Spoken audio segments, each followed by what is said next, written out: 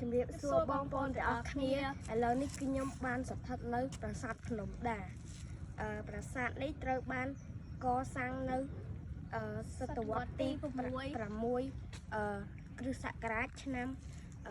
514ហើយប្រាសាទនេះ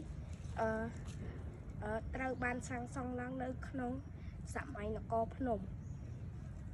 ប្រាសាទនេះសាងសង់ដោយខាងលើគឺជាថ្មភក់ខាងក្រោម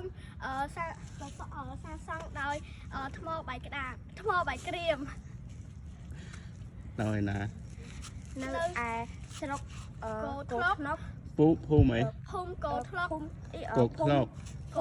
ថ្នប់ឃុំគោថ្នប់ស្រុកអង្គរបូរីខេត្តតាកែវតើប្រាសាទនេះស្អាតអត់ស្អាតហើយធំទៀត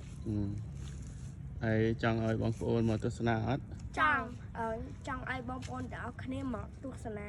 ប្រាសាទភ្នំដានេះឲ្យបានម្ដងក្នុងម្ចាស់ជីវិតហើយនៅពេលដែលមកគុំធ្វើការបោះចោលសម្រាមពពាពពេងហើយធ្វើពេលបរទេសមកគឺមើលទៅអាក្រក់មើលគឺគេជនជាតិបរទេស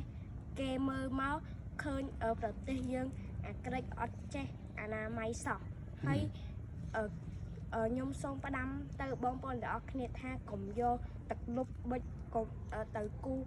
នៅលើសិលាចារឹកឬសសរជញ្ជាំងអីសោះវាគឺជាប្រាសាទខ្មែរដែលត្រូវបានសង់ដោយដូនតាខ្មែរ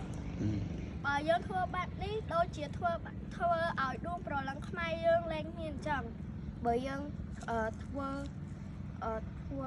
គូប្រាសាទគូលើប្រាសាទហ្នឹងវាធ្វើឲ្យយើងស្អប់ប្រទេសជាតិខ្លួន